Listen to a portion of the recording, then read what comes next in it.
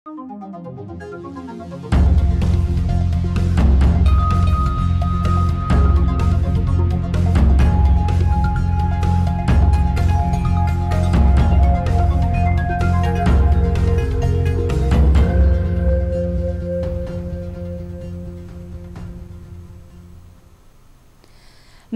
यो हो news 24 television prime time न्यूजमा स्वागत छ।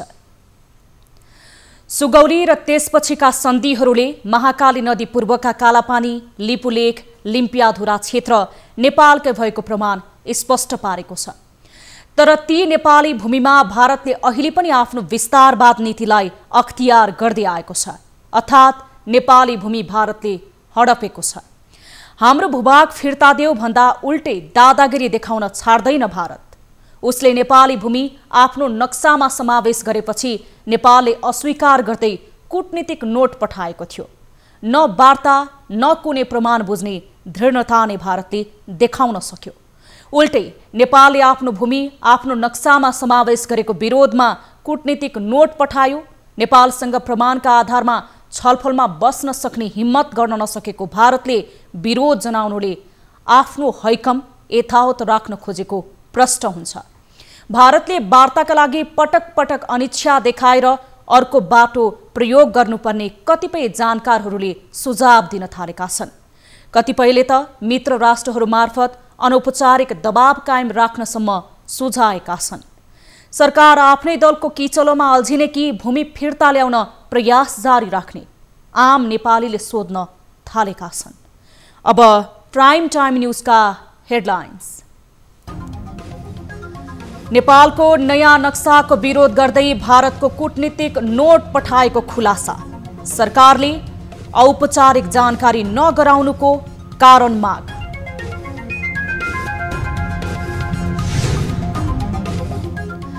प्रधानमन्त्री ओलीलाई जोडेर भारतीय सञ्चार माध्यमले प्रसारण गरेका सामग्रीप्रति सरकारको ध्यान आकर्षण। भारतीय न्यूज च्यानल रोक्ने एमएओको निर्णय। सत्तारूढ नेकपामा देखिएको विवादले बढायो वैदेशिक हस्तक्षेप। नेकपा दोस्रो पुस्ताका नेतादेखि नागरिक अगुवा सम्हाली मिल्न दिए दबाव। विधानमा टेकेर निर्णय गर्ने, निर्णय सबैले पालना। काठमाडौँमा 5 सहित 24 घण्टामा 108 कोरोना संक्रमित थपिए। उपत्यकामा जोखिम बढे पनि समुदायमा नफैलिएको सरकारी दाबी। समुदाय स्तरमै केस फैलिसकेको भन्ने अवस्थामा हामी पुगेका छैनौँ। र छोटो दूरीमा सार्वजनिक सवारी साधन चल्न दिने सरकारको निर्णय। 50% भाडा लिन पाउने ट्याक्सी पनि सञ्चालन गर्न दिइने। सबै जिल्लामा र अन्य जिल्लाको हकमा सम्बन्धित जिल्लाभित्र मात्र सञ्चालन हुने।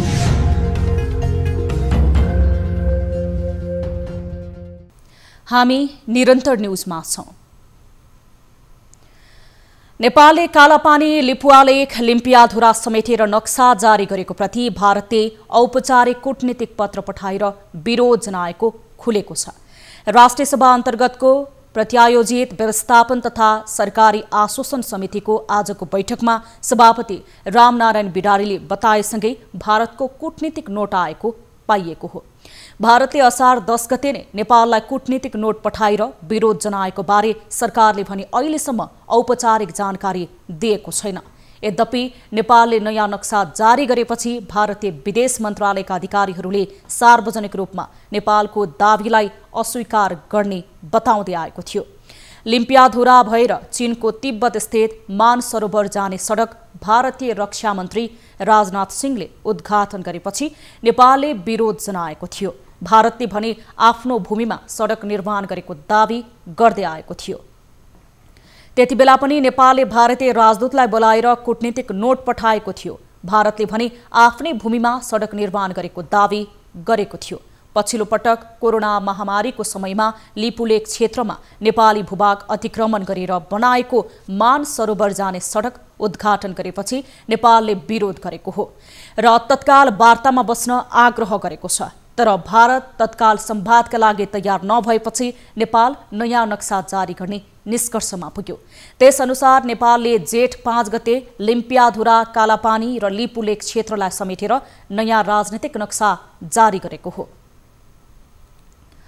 सरकारले प्रधानमन्त्री केपी शर्मा ओली र चिनिया राजदूतलाई जोडेर भारतीय सञ्चार माध्यमले प्रसारण गरेका सामग्रीप्रति ध्यान आकर्षण भएको जनाएको छ। आज मन्त्री परिषदको निर्णय सुनाउन आयोजित पत्रकार सम्मेलनमा सरकारका प्रवक्ता युवराज खतिवड़ाले भारतीय सञ्चार माध्यममा प्रधानमन्त्री र नेपाललाई जोडेर आउनु विषयवस्तुप्रति सरकारको ध्यान आकर्षण भएको बताउनु भएको हो। उहाँले मिडियाहरूमा प्रतिबन्ध लगाउनुभन्दा आफै अनुशासनमा बस्ने भए पनि त्यसो हुन नसकेको कूटनीतिक संयन्त्र परिचालन गर्नुपर्ने चेतावनी समेत दिनुभएको छ। राष्ट्रियता, राष्ट्रिय स्वाधीनता र राष्ट्रहितमा आँच आउने गरी कुनै पनि सामग्री प्रकाशन र प्रसारण नगर्न आग्रह गर्दै उहाँले भारतीय मिडियाहरूमा देखिएको पछिल्लो प्रवृत्तिका लागि राजनीतिक र कानुनी उपचार खोजिने दावी गर्नुभएको छ। हाम्रो सार्वभौमिकता र नेपालीहरूको स्वाभिमानलाई आँच पुर्याउने किसिमका समाचारहरू सम्प्रेषण नगर्न हामी अनुरोध पनि गर्छौँ सबै मिडियाहरूलाई। त्यो मानेमा अरू छिमेकी मुलुकका मिडियाहरू पनि पर्छन्। यसको पछाडि अब हामीले कानुनी उपचार खोज्नुपर्ने कुराहरू पनि हुन्छ। राजनीतिक र कानुनी दुईटै उपचार खोज्नुपर्ने हुन्छ। चिनिया राजदूत याङछीले नेकपाभित्र विवाद बढिरहेका बेला नेकपाका नेताहरूलाई भेटवार्ता गरेपछि भारतीय सञ्चार माध्यमहरूले प्रधानमन्त्री ओलीलाई जोड्दै नकारात्मक मात्र नभई असभ्य टिप्पणी गरेका थिए। यसअघि भारतीय मिडियाको भिडियो सामग्रीप्रति सत्तारूढ दल नेकपाका प्रवक्ता नारायण काजी श्रेष्ठले आपत्ति जनाउनु भएको थियो। यता विदेशी च्यानल वितरक मल्टिसिस्टम अपरेटर एमएसओ हरूले भारतीय न्यूज च्यानलहरूको प्रसारण नेपालमा बन्द गरेका छन्। च्यानल वितरकले बिहीबार साँझदेखि सरकारी स्वामित्वको दूरदर्शन बाहेक सबै भारतीय न्यूज च्यानलको प्रसारण रोक्ने निर्णय गरेको हो। नेपालमा कोरोना भाइरसबाट संक्रमित हुनेको संख्या 16,531 पुगेको छ। पछिल्लो 24 घण्टामा देशभर 108 जना कोरोना संक्रमित थपिएसँगै संख्या 16,531 पुगेको हो। स्वास्थ्य तथा जनसङ्ख्या मन्त्रालयद्वारा आयोजित प्रेस ब्रिफिङमा प्रादेशिक जनस्वास्थ्य प्रयोगशाला विराटनगरमा भएको परीक्षणमा सुनसरीका 1, झापाका 1 जनामा संक्रमण पुष्टि भएको छ। त्यस्तै झापामा 1 जना संक्रमण भएको देखिएको छ। गजेन्द्र नारायण सिंह अस्पताल राजविराज प्रयोगशालामा सप्तरीका 2 जनामा संक्रमण फेला परेको छ। जनकपुर प्रयोगशालामा धनुषाका 2 जना, सिराहाका 4 जनामा कोरोना पुष्टि भएको छ। राष्ट्रिय जनस्वास्थ्य प्रयोगशाला टेकोमा दार्चुलाका 1 जना, डोटीका 2 जना, काठमाडौँका 1 जना, नुवाकोटका 1 जना र सर्लाहीका 1 जनामा संक्रमण फेला परेको छ। शुक्रराज ट्रपिकल अस्पताल टेकोमा काठमाडौँमा 1 जनामा संक्रमण देखिएको छ। यस्तै भरतपुर अस्पतालमा चितवनका 4 जना, नवलपरासीका पूर्वपट्टिका 1 जनामा संक्रमण देखिएको छ। त्यस्तै किर्जने प्रयोगशाला हेटौडामा मकवानपुरका 1 जना संक्रमित फेला परेका छन्। त्यस्तै वीर अस्पतालमा भएको परीक्षणमा काठमाडौँका 1 जनामा संक्रमण पुष्टि भएको छ। त्रिवेणी शिक्षण अस्पतालमा भएको परीक्षणमा बागलुङका 1 जना, काठमाडौँका 2 जना, सिन्धुपाल्चोकका 1 जनामा संक्रमण भेटिएको छ। पोखरा स्वास्थ्य विज्ञान प्रतिष्ठानमा गरिएको परीक्षणमा गोर्खाका 2 जना, कास्कीका 4 जना, लमजुङका 5 जनामा संक्रमण पुष्टि भएको छ। त्यस्तै जनस्वास्थ्य प्रयोगशाला पोखरामा गरिएको परीक्षणमा बागलुङका 2 जना, तनहुँका 1 जना, म्याग्दीका 1 जनामा संक्रमण देखिएको छ। भेरी अस्पतालमा भएको परीक्षणमा बाँकेका 2 जना, दाङका 2 जनामा संक्रमण देखिएको छ। यस्तै राप्ती विज्ञान प्रतिष्ठान दाङ प्रयोगशालाबाट दाङका 5 जना संक्रमित थपिएका छन्।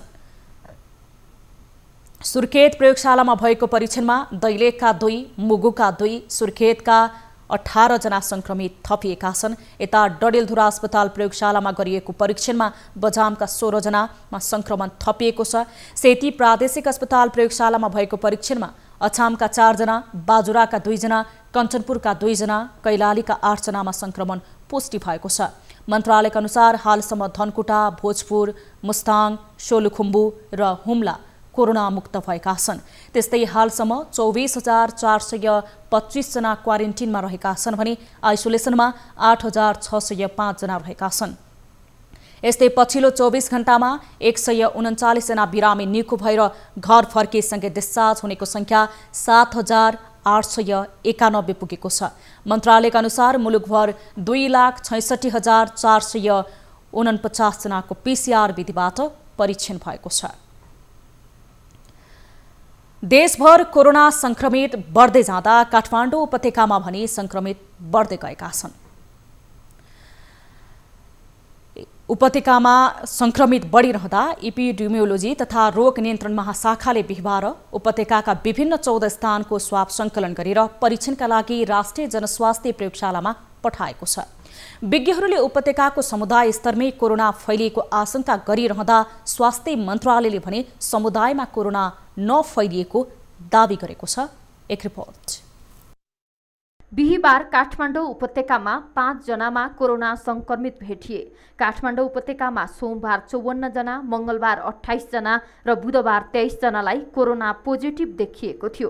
स्वास्थ्य मन्त्रालयको तथ्याङ्क अनुसार उपत्यकामा 200 बढी संक्रमित छन्। पछिल्लो समय काठमाडौँ उपत्यकाको कोरोना देखिएको स्थानको विवरण हेर्दा प्राय सबै जसो ठाउँमा कोरोना संक्रमित भएको देखिन्छ।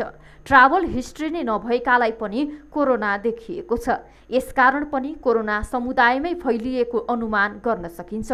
तर स्वास्थ्य मन्त्रालयले भने कोरोना समुदायमा फैलिएको भन्न संक्रमणको अन्य विविध संकेत देखिने हुँदा संक्रमण समुदायमै नफैलिएको दावी गरेको छ। उपत्यकाभित्र चाहिँ स्थलमार्गबाट पनि हुने मोबिलिटीलाई आवत जावतलाई अलि बढी ख्याल गर्नुपर्ने हुन्छ। त्यो संख्याको हिसाबले जसरी त्यो संख्या बढ्दै गएको छ त्यो हिसाबले केसहरू बढेको हो। समुदाय स्तरमै केस फैलिसकेको भन्ने अवस्थामा हामी पुगेका छैनौँ। समुदाय स्तरमै केस फैलिसकेको भन्नलाई 2-4वटा कुराहरू चाहिँ हेर्नुपर्ने हुन्छ। त्यो भन्नको लागि चाहिँ विदेशबाट फर्किनेहरूको जुन कम्पोजिसन अनुसारको उमेर लिङ्ग अनुसारको व्यक्तिहरूमा पोजिटिभिटी जुन छ त्योभन्दा फरक किसिमको समुदाय स्तरमा जस्तो किसिमको व्यक्तिहरू उमेर समूहहरू हुन्छ त्यो किसिमले चाहिँ ट्रेन्ड चाहिँ त्यतिर जानुपर्छ।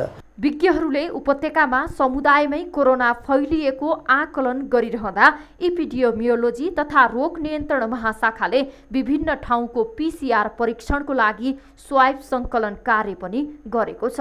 धेरै सेवाग्राही आउजाउ हुने मालपोत, खानेपानी, विद्युत, ब्याङ्क र अस्पताल जस्ता कार्यालयमा अग्रपङ्क्तिमा खटिने कर्मचारीको कोरोना परीक्षण गर्न बिहिबार कलङ्की, कालीमाटी लगायत 14 स्थानको स्वाब संकलन गरिएको छ। त्यसैगरी शुक्रबार उपत्यकाका अन्य विभिन्न स्थानमा स्वाब संकलन गरिनेछ। यसले समुदायमा कोरोना फैलिएको छ वा छैन पत्ता लाग्नेछ। सरकारले कोरोना संक्रमण समुदायमा प्रवेश गरेको नगरेको पत्ता लगाउन एक साताभित्र देशभरका विभिन्न स्थानको पहिचान गरी 45,000 बढीको PCR परीक्षणको लागि नमुना संकलन गर्ने योजना अघि सारेको छ। क्यामेरामा केशव निरौलाका साथ टिभी जर्नलिस्ट रिया भण्डारी, काठमाडौँ। नेपालको राजनीतिका मुख्य पात्र हुन् ओली र प्रचण्ड। यी दुवै नेताद्वारा सञ्चालित पार्टी नेकपाको सरकार छ। जब यी दुई पात्र सँगै हुन्छन् वा मिल्छन् तब राजनीतिक समस्या समाधान हुने गर्दछ भने केही असमञ्जस देखिएका त्यस्तो असर राजनीतिमा पर्ने गरेको छ। अहिले नेकपाभित्र यी दुई बीचको विवादले पार्टी मात्र नभई सरकारको काममाथि प्रश्न उठिरहेको छ। विवाद समाधान हुने अवस्था नहुँदा विदेशी मुलुकको सक्रियता पनि नेपालमा बढिरहेको छ। एक रिपोर्ट। कहिले मुखै नहेर्ने त कहिले कुरै नसुन्ने यी दुवै नेता पछिल्लो समय छलफलमा छन्। पार्टीभित्र देखिएको विवाद समाधान गर्न एकअर्का बीच पैदा भएको असन्तुष्टि हटाउन जुटिरहेका छन्। असार 10 देखि अध्यक्ष द्वयबीच विवाद देखियो। 15 दिन बितिसक्दा पनि विवाद समाधान उन्मुख देखिँदैन। पुष्पकमल दाहालमा अर्का अध्यक्ष केपी शर्मा ओलीप्रति असन्तुष्टि व्याप्त छ र ओलीमा पनि। दुवै टसको मस नहुँदा अवस्था जे पनि हुन सक्छ भन्ने आंकलन नेता कार्यकर्ता गरिरहेका छन्। असार 10 गते यता अध्यक्ष द्वयबीच 8 पटक वार्ता भए पनि हात लाग्यो शून्य। दुवैलाई मिलाउन दोस्रो र तेस्रो तहका नेता लागि नपरेका पनि होइनन्। स्थायी कमिटीको बैठकमा ओलीप्रति बढ्दो असन्तुष्टि निम्ति आएको अवस्थाका कारण पछिल्ला दिन स्थायी कमिटी निरन्तर स्थगित छ। तर छलफल सकारात्मक भए पनि ठोस रूपमा अघि बढेको देखिँदैन। अझ संसद अधिवेशन अन्त्यले उब्जाएको प्रश्नले सशङ्कित प्रचण्ड र प्रतिपक्षी दल कांग्रेसका सभापति शेरबहादुर देउवासँग ओलीको भेटले अवस्था थप बिग्रिएको छ। निकास कसरी निस्किन्छ भन्ने अध्यक्ष द्वयले भेउ पाउन नसकिरहँदा नेताहरू भने दुवैले मन माझामाझ गर्नु र शक्ति बाँडफाँड गर्नुको विकल्प देख्दैनन्। नेताले विधि पद्धति र विधानमा टेकेर निर्णय गर्ने, निर्णय सबैले पालना गर्ने। यो दिशाबाट गइयो भने मलाई चित्त नबुझे पनि पार्टीको निर्णय मान्छु, तपाईलाई चित्त नबुझे पनि पार्टीको निर्णय मान्नुहुन्छ। यदि यो गर्न सकिएन, आफ्नो मन खुसी गर्न थाल्यो भने कसैले कसैलाई स्वीकार गर्दैन। यता अध्यक्ष द्वयबीचको विवादमा विदेशी हस्तक्षेप पनि बढेको छ। याङसीको सक्रियताले विवाद सतहमा मात्रै आएको छैन, अवस्थालाई सामान्य बनाउन विदेशी शक्तिको भर पर्नुपर्ने अवस्था नेपाली राजनीतिमा देखिएको प्रश्न छ। अझ चिनिया सक्रियताले आत्तिएको भारतले त चिनिया राजदूत र प्रधानमन्त्री ओलीलाई लिएर आपत्तिजनक भिडियो सामग्री गर्दै पीत पत्रकारिता गरिरहेको छ, जसप्रति नेकपाका प्रवक्ता नारायण काजी श्रेष्ठले आपत्ति जनाएका छन् भने सरकारले कूटनीतिक उपचार खोज्ने बताएको छ। अझ यस्तो अवस्थामा भारतीय मिडिया द पायोनियरले खुफिया संस्थाका प्रमुखहरू नेपालमा रहेको उल्लेख गर्दै आन्तरिक रूपमा नेताहरूसँग भेट र छलफललाई तीव्रता दिइएको दाबी गरेको छ। यथार्थ के हो त्यो समयले बताउला, किनकि नेपाली राजनीतिमा गोप्य भेट र छलफल कहिले लुकेनन् र यो बाहिर अवश्य आउनेछ नै। तर यसरी अध्यक्ष द्वयबीचको विवादले उत्पन्न विदेशी हस्तक्षेपले पार्ने प्रभाव दुवैले आंकलन गर्न जरुरी छ। राजनीतिक संक्रमण रोक्न अध्यक्ष द्वय मिल्नुको विकल्प छैन। सरकारले लकडाउनका कारण चैत 11 गतिबाट बन्द रहेका सार्वजनिक सवारी आवश्यक सुरक्षा मापदण्ड अपनाएर सञ्चालनमा ल्याउने भएको छ। कोरोना संक्रमणको जोखिम न्यूनीकरणका लागि जारी भएको लकडाउनका कारण बन्द रहेका सार्वजनिक सवारी सञ्चालन गर्न दिने सरकारले निर्णय गरेको हो। कुल क्षमताको 50% यात्रु राखेर छोटो दूरीमा सवारी सञ्चालन हुने सरकारका प्रवक्ता डाक्टर युवराज खतिवड़ाले बताउनुभयो। उपत्यकाको हकमा काठमाडौँ, ललितपुर र भक्तपुर तथा अन्य जिल्लाको हकमा जिल्लाभित्र मात्रै सञ्चालन हुने गरी सार्वजनिक सवारी सञ्चालन हुने भएका छन्। एक पंक्तिको एक सिटमा एकजना हुने गरी कुल क्षमताको 50% मात्र यात्रु राख्न पाइनेछ। सवारी चालक र सहचालकले मास्क र सेनिटाइजर अनिवार्य प्रयोग गर्नुपर्नेछ। गाडीमै सेनिटाइजरको व्यवस्था गर्नुपर्ने, चालक र सहचालकले मास्कसँगै भाइजर र पन्जा लगाउनुपर्ने, दैनिक निसंक्रमित गरेर मात्रै सवारी कुडाउनु पर्ने उहाँले बताउनु भएको छ। सार्वजनिक यातायातले यो मापदण्ड लागू हुँदासम्म प्रचलित भाडा दरमा 50% बढी भाडा लिन पाउनेछन्। यसअघि चालक बाहेक 2 जना मात्रै बस्न पाइने गरी नियम बनाइएकोमा अब 2 जना बाहेक एकै परिवारका 5 वर्ष मुनिका अरू सदस्यहरू समेत ट्याक्सीमा सवार हुन पाउनेछन्। भाडा दर भने पुरानै कायम छ। ट्याक्सीहरू तत्कालैबाट सञ्चालन भए पनि अन्य सार्वजनिक सवारीको हकमा सुरक्षा प्रबन्ध मिलाएर सञ्चालन गर्न केही समय लाग्ने उहाँले बताउनुभयो। काठमाडौँ उपत्यकाभित्र सबै जिल्लामा र अन्य जिल्लाको हकमा सम्बन्धित जिल्लाभित्र मात्र सञ्चालन हुने यात्रुवाहक सार्वजनिक यातायात चालक सहित सीट क्षमताको बढीमा 50% यात्रु रहने गरी एक पंक्तिको एक सिटमा सामाजिक दूरी कायम हुने गरी 1 जना मात्रै राख्ने, सबै यात्रुले अनिवार्य रूपमा मास्कको प्रयोग गर्ने। त्यस्तै मन्त्री परिषदले रणनीतिक सडक र व्यापारिक मार्ग विस्तारका लागि दिने 450 मिलियन अमेरिकी डलर करिब 54 अर्ब ऋण सहायता स्वीकार गर्ने निर्णय पनि गरेको छ। शहरी क्षेत्रको शासकीय सुधार र पूर्वाधार आयोजनाको दिग विकासका लागि विश्व बैंकले दिने 18 अर्ब सहुलियत पूर्ण ऋण सहयोग पनि स्वीकार गर्ने निर्णय गरेको छ। सो रकमबाट देशभरिका 29 नगरपालिकाको पूर्वाधार र शासकीय क्षमता अभिवृद्धिको काम पनि अघि बढ्नेछ। त्यस्तै नागरिक उड्डयन क्षेत्रको विकासका लागि एसियाली विकास बैंकले दिने 5 अर्ब 98 करोड नेपाली सहायता स्वीकार गर्ने निर्णय पनि सरकारले गरेको छ। चैत 11 गतेदेखि लागू हुने भएको लकडाउनका कारण सार्वजनिक सवारी साधन जहाँ पार्किङ गरिएको हो त्यही खिया लाग्न थालेका छन्। 3 महिनाभन्दा बढी नचलाएका सवारी साधनको इन्जिन त खिया लागेर बर्बाद भए ती साधनमा आबद्ध कम्तीमा 5000 मजदुर र तिनका परिवारको अवस्था कमजोर बन्दै गएको छ। एक रिपोर्ट। असार 1 गतेदेखि लकडाउन खुकुलो भएसँगै बजार लगायत सरकारी कार्यालयहरू खुले, तर यातायातका सवारी साधन भने सञ्चालनमा आएका छैनन्। दाङका 700 बढी सार्वजनिक सवारी साधन विभिन्न प्रणालीहरूमा आबद्ध छन्। यातायात व्यवसायी यस क्षेत्रमा धेरै प्रभाव परेको बताउँछन्। लकडाउनले यातायात क्षेत्रमा ठुलो प्रभाव परेको छ। ती गाडीहरू थन्केको अहिले करिब 4 महिना पुग्न आँटिसक्यो। उनीहरूका ब्याट्री टायर सब सडेर जाने अवस्थामा छन्। गाडीहरू थन्किएर राखेको करिब 4 महिना हुँदा गाडीका पार्ट पुर्जा काम नलाग्ने अवस्थामा पुगेका छन्। गाडीहरू सञ्चालन गर्नका लागि करिब 2 लाखसम्म खर्च गरेर चलाउनु पर्ने अवस्था भएको व्यवसायी बताउँछन्। सरकारले भने अनुसार गाडी चलाउन त सहज छैन। उसले दूरी कायम गर्ने भन्छ। 40 सिटे गाडीमा 20 जना जति बोक्ने भन्छ। 20 जना बोकेर यो वैयानिक भाडा दर त छैन। पटक पटक कुरा उठाउँदा पनि राज्यले व्यवस्था गरेको नेपाल यातायात स्वतन्त्र मजदुर सङ्गठनले बताएको छ। करिब 4 महिनासम्म गाडीहरू सञ्चालन नहुँदा मजदुरहरूको अवस्था दयनीय बनेको छ। मजदुरहरूको दयनीय अवस्था भएको छ। अहिले त के भयो भने हिजो रोगदेखि डराउँथे भने अहिले भोकदेखि तर्सित भएर तिनलाई ग्रस्त बनाएको छ। उनको घरमा एकदाना चामल पनि छैन। मजदुरहरू यातायात सञ्चालन नहुँदा रोग भन्दा नि भोकसँग डराउनु परेको छ। दाङमा करिब 4500 यातायात मजदुरहरू रहेको र ती मध्ये 500 जति आफ्नो घर गएका र बाँकी सबै कोठा भाडामा बस्ने भएकाले कसरी गुजारा गर्ने भन्ने विषयमा चिन्तित छन्।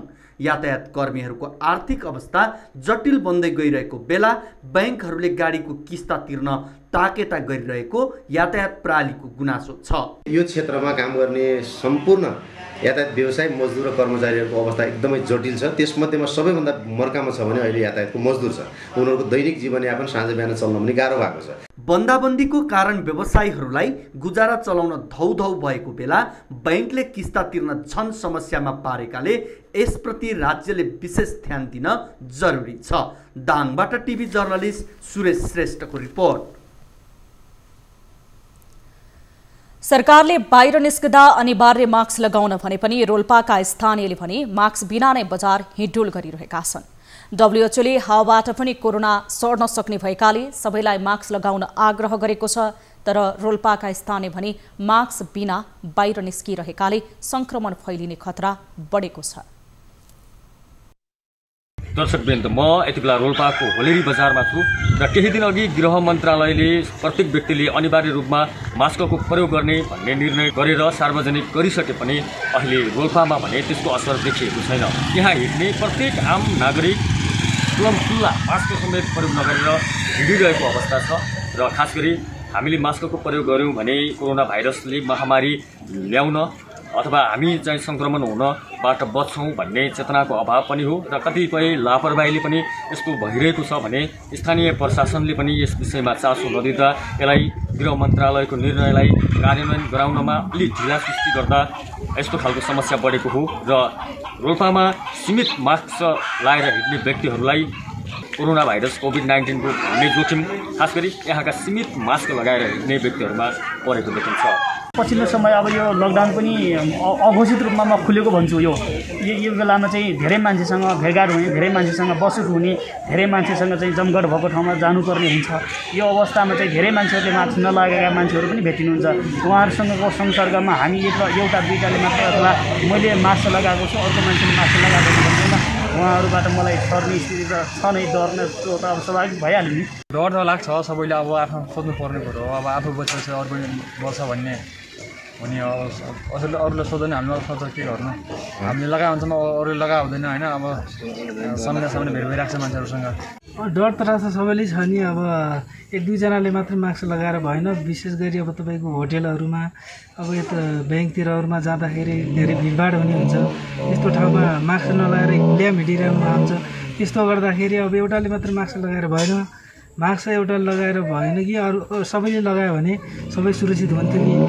मास्क लगाउनु हाम्रो सुरक्षाको लागि हो भन्ने कुरालाई आफ्नो जिम्मेवारीको रूपमा ग्रहण गर्न आवश्यक छ र दोस्रो कुरो यसलाई नियन्त्रण गर्नको निम्ति मास्क अनिवार्यता गराउनको निम्ति गृह मन्त्रालयको निर्देशनअनुसार स्थानीय प्रशासनहरूले पनि सबैलाई झकझगाएर जरिवाना गर्ने अथवा अन्य कारबाही गरेर भए पनि मास्क लगाउने व्यवस्था मिलाउनुपर्छ र बढ्दो कोभिड-19 महामारीलाई रोक्न सबैले भूमिका खेल्नुपर्छ। न्युज 24 टेलिभिजनका लागि रोल्पा टिभी जर्नलिस्ट नन्दराम खड्का। अब बिजनेस न्यूज।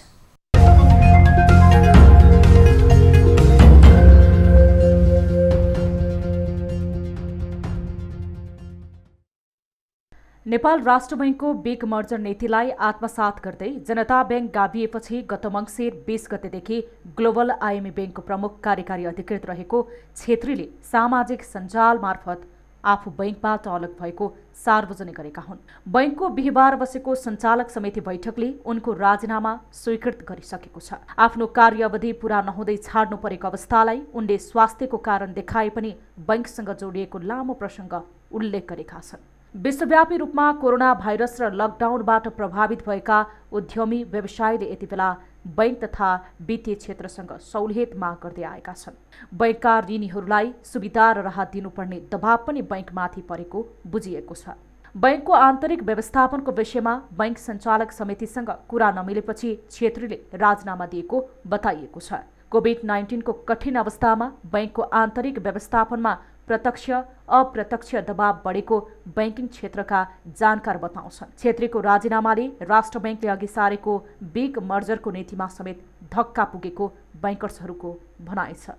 बिग मर्जरको नेतृत्व गरेको बैंकको नेतृत्वदायी भूमिकामा बसेको व्यवस्थापक आफ्नो कार्यकाल पूरा गर्न नपाउँदै बाहिरिनुले बिग मर्जरको निरन्तरतामा असर परेको बताइएको छ। ग्लोबल आइएमए बैंकले अधिकृत स्तरभन्दा माथिका लागि स्वैच्छिक अवकाश योजना VRS ल्याएको थियो। यसमा नायब महाप्रबन्धक सुरेन्द्र रेङ्गी, प्रमुख व्यवस्थापक राजु रिमाल सहित 30 भन्दा बढी कर्मचारी बैंकबाट बाहिरिएका छन्। प्रमुख कार्यकारी अधिकृत छेत्रीले कठिन अवस्थामा कुर्सीमा टाँसिएर बस्नुभन्दा बाहिर बसेर सहयोग गर्न चाहेकाले आफू बैंकबाट अलग भएको न्युज 24 टेलिभिजनलाई बताए। बैंकको सञ्चालक समितिले 2077 साउन 1 गतेबाट लागू हुने गरी राजीनामा स्वीकृत गरेको छेत्रीले सामाजिक सञ्जालमा आफू जिन्दगीभर इमान्दारिता र कर्तव्यलाई मूल लक्ष्यको साथ काम गरेको उल्लेख गरेको जनाउँदै बैंकबाट अलग रहेको निर्णय सार्वजनिक गरेका छन्। छेत्रीको राजीनामापछि बैंकका डेपुटी सिइओ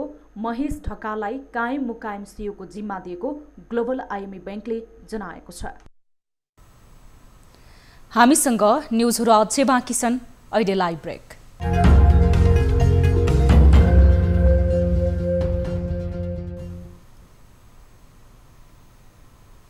हामी निरन्तर न्युजमा छौं। अब स्पोर्ट्स न्युज।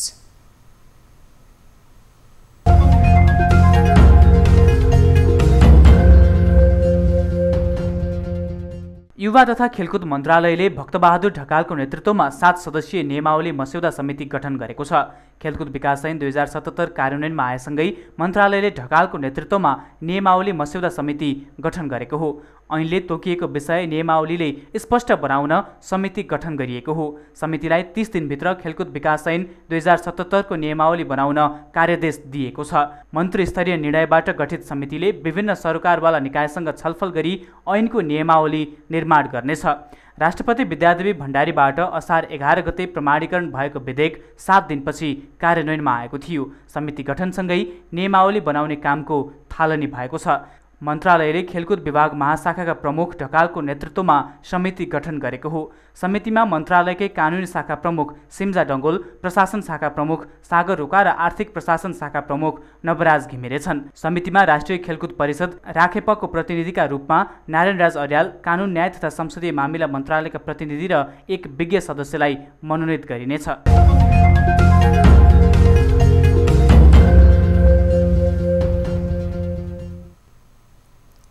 अब विष्णु ढुङ्गानाको साथमा फटाफट न्युज।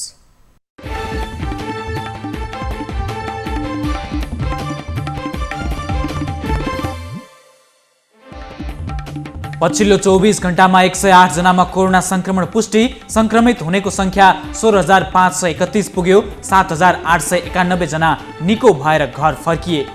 सुदूरपश्चिममा 11 जना प्रहरीलाई कोरोना संक्रमण, प्रदेशको बाजुराका 6, कञ्चनपुरका 3 र अछामका 2 प्रहरीमा कोरोना संक्रमण पुष्टि। जिल्लाभित्रका सार्वजनिक यातायात सञ्चालन गर्ने सरकारको निर्णय, भाडा 50% बढ्ने, ट्याक्सी पनि चल्न पाउने। जनता समाजवादी पार्टी निर्वाचन आयोगमा दर्ता, शुक्रबार आयोगले प्रमाणपत्र दिने। सरिता गिरीको सांसद पद गुम्यो, संसद सचिवालयद्वारा गिरी पदमुक्त बनेको सूचना जारी। नेकपाको प्रदेश 5 कार्यालयमा विद्यार्थीको धरना, विधि पद्धति लागू गर्न र पार्टी एकता कायम गर्न माग। नेपाल सरकारद्वारा एकैपटक 60 अर्ब वैदेशिक ऋण स्वीकार, 18 अर्ब थप्न वार्ता टोली गठन। हवाई क्षेत्र सुधारमा एडिबीले नेपाललाई दियो 6 अर्ब ऋण, ऋणको रकम नीतिगत सुधारको क्षेत्रमा प्रयोग हुने। एकै रातको पानीले जनकपुरको मुसहर बस्ती डुबानमा उपमहानगरपालिकाको वार्ड नम्बर 7 को 20 वटा घरमा पानी पस्यो।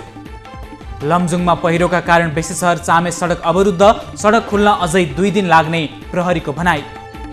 वर्षाका कारण कञ्चनपुरको बेलौरीमा रहेको नेपाल भारत सीमा स्तम्भ ढल्यो, मर्मत सम्हार नहुँदा स्तम्भ ढलेको प्रहरीको भनाई।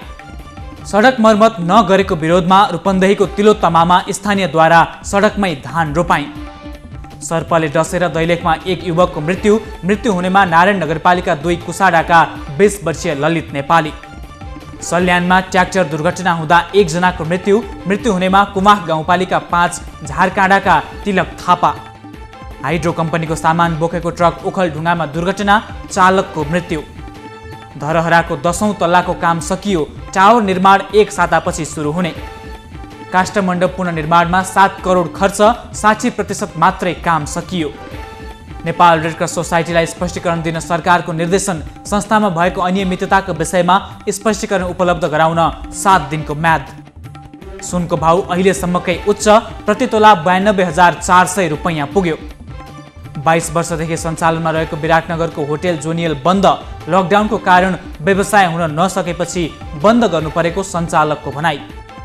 सन्तोष श्रेष्ठ बने विश्व कीर्तिमानी सङ्गीतकार, विश्व सङ्गीतको इतिहासमा पहिलो पटक 12 अन्तर्राष्ट्रिय भाषामा सङ्गीत गरे बापत गिनेज वर्ल्ड रेकर्ड कायम।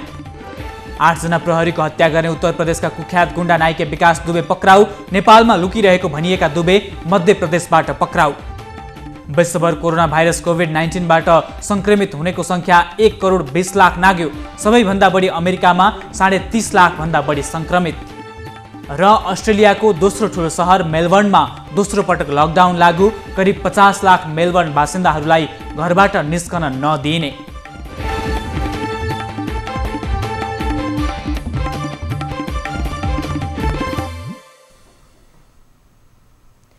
प्राइम टाइम न्यूज सक्नु अघि अहिलेसम्मका हेडलाइन्स पुनः एकपटक। नेपालको नयाँ नक्साको विरोध गर्दै भारतले कूटनीतिक नोट पठाएको खुलासा, सरकारले औपचारिक जानकारी नगराउनुको कारण माग।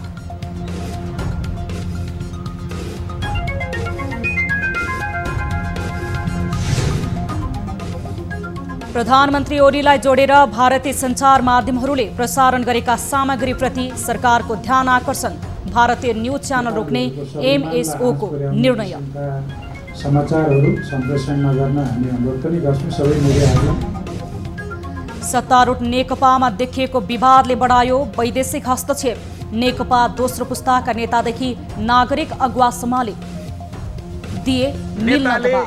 विधि पद्धति र विधानमा टेकेर निर्णय गर्ने, निर्णय सबैले पालना।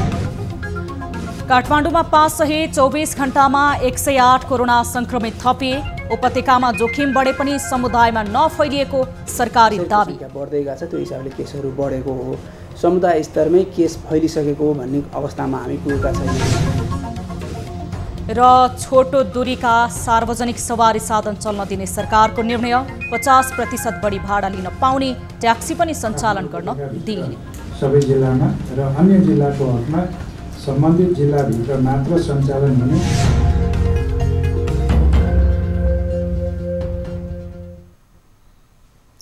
प्राइम टाइम न्यूज अहिलेलाई यति नै। जाँदा जाँदै ताली र गालीका लागि हाम्रो प्रश्न, नेपाली राजनीतिक घटनाक्रममा चिनिया राजदूतको सक्रियतालाई के भन्नुहुन्छ? स्वाभाविक हो भन्नेले तालीमा र यो ठाडो हस्तक्षेप हो भन्नेले गालीमा भोट गर्नुभएको थियो। यसको मत परिणाम यसपछि प्रसारण हुने कार्यक्रम सीधा कुरा जनता समूहमा प्रत्यक्ष रूपमा हेर्न सक्नुहुनेछ। थप न्यूजको लागि हाम्रो वेबसाइट www.news24nepal.com हेर्न नभुल्नुहोला। साथै तपाईले हामीलाई फेसबुक, ट्विटर र युट्युबमा पनि फलो गर्न सक्नुहुनेछ। यस्तै मोबाइल, भाइबर र इमेलबाट न्यूज24 टेलिभिजनको हेल्प डेस्कमा कुनै समस्या र गुनासो छन् भने प्रत्यक्ष रूपमा सम्पर्क राख्न सक्नुहुनेछ। हामी निरन्तर न्यूजमा छौं। नमस्ते।